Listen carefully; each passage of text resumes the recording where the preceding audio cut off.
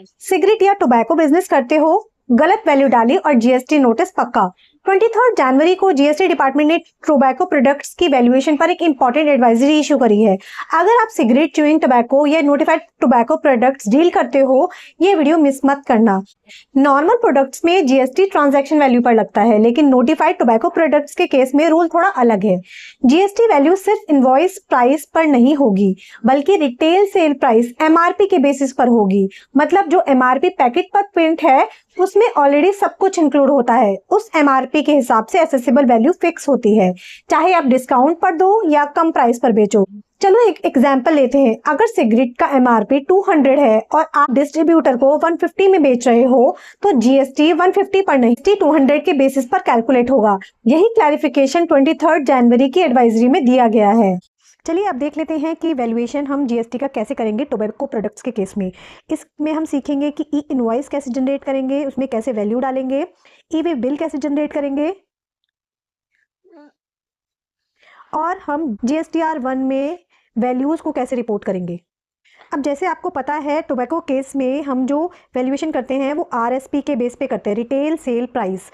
इसमें जो हम वैल्यू निकालेंगे टैक्स अमाउंट की, वो निकालेंगे आरएसपी इनटू जीएसटी का रेट डिवाइडेड बाय 100 प्लस जो भी आपका रेट है। टोबैको के केस में 40% है, तो हम इसमें 100 प्लस 40 करेंगे। जो भी आएगा ये आपका टैक्स निकल के आ जाएगा, जीएसटी की वैल्यू निकल के आ जाएगी। और जो हमारा डीम्ड टैक्सेबल वैल्यू होगी वो हो जाएगी आरएसपी, रिटेल सेल प्राइस है, उसमें से हम माइनस कर देंगे टैक्स की अमाउंट, यानी जो हमने अभी जीएसटी का कैलकुलेशन करा था उसको हम माइनस कर देंगे, तो हमारी टैक्सेबल वैल्यू निकल के आ जाएगी डीम्ड वाली। चलिए अब एक एग्जाम्पल से हम ये समझ लेते हैं कि हमारी वैल्यू निकलेगी कैसे जीएसटी की। एक एग्जाम्पल लेते हैं। सपोज टोबैको प्रोडक्ट के केस में जो हमारा जीएसटी रेट है वो है 40%, आरएसपी है इसकी वो है 1 लाख रुपीज।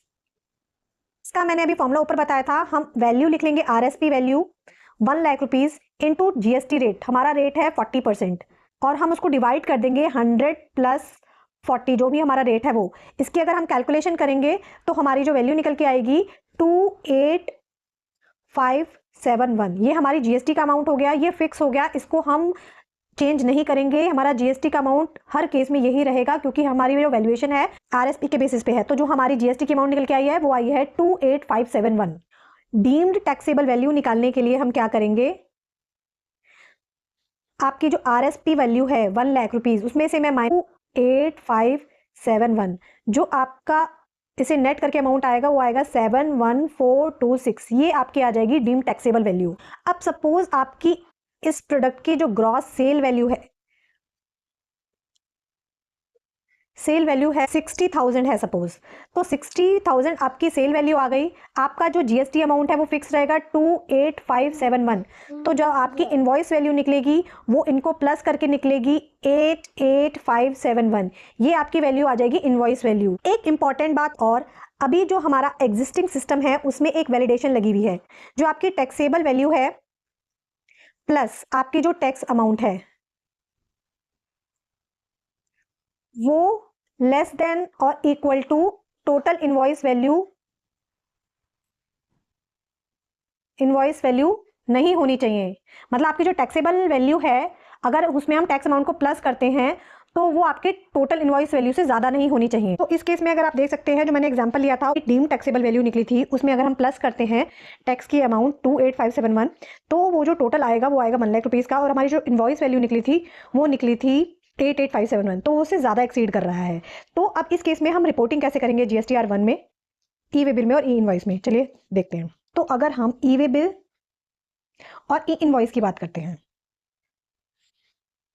इस केस में जो हम टैक्सेबल वैल्यू लेंगे वो हम लेंगे 60,000, जो भी हमारी सेल कंसिडरेशन थी एक्चुअल वाली, प्लस इसमें हम टैक्स का अमाउंट करेंगे ऐड 28571।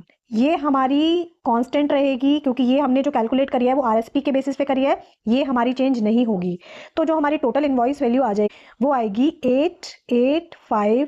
571।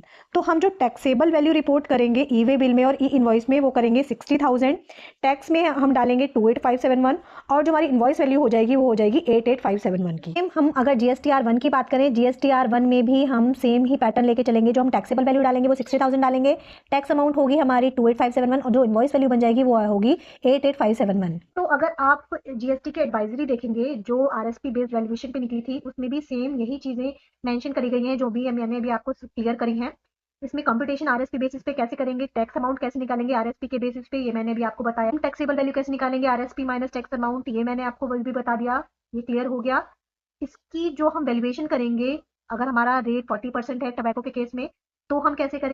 ये जो वैलिडेशन है, ये वैलिडेशन किस केस में है ये मैंने आपको बता दिया। ई वे बिल और ई इनवॉइस में हम रिपोर्ट कैसे करेंगे वैल्यू, जो नेट सेल वैल्यू है वो टैक्सेबल वैल्यू फील्ड में आएगी और जो टैक्स का अमाउंट रहेगा वो कंप्लीटली हमारा RSP बेस पे रहेगा 571। ये मैंने आपको क्लियर कर दिया। GSTR 1 का भी मैंने आपको बता दिया, नेट सेल वैल्यू ही आपकी टैक्सेबल वैल्यू आ जाएगी और टैक्स का अमाउंट सेम ही रहेगा 28571। बहुत लोग क्या गलती करते हैं, इनवॉइस वैल्यू को ही टैक्सेबल वैल्यू मान लेते हैं। GST डिपार्टमेंट ने क्लियर बोला है, नोटिफाइड टोबैको प्रोडक्ट्स की जो वैल्यूएशन होगी वो MRP के रूल्स के अकॉर्डिंग होगी, इसलिए MRP प्रॉपर्ली डिक्लेयर करो, GST रिटर्न में करेक्ट वैल्यू शो करो, शॉर्ट पेमेंट से बचो वरना इंटरेस्ट और पेनल्टी लगेगी। टोबैको या GST से रिलेटेड अपडेट्स चाहिए, लाइक करें और शेयर करें अपने फ्रेंड्स के साथ जो भी टोबैको प्रोडक्ट्स में डील करते हैं, और ये टेक्स टॉक्स को सब्सक्राइब करना बिल्कुल ना भूलें। तब तक के लिए इतना ही, मिलते हैं नेक्स्ट वीडियो में। Till then stay updated, stay informed, bye bye.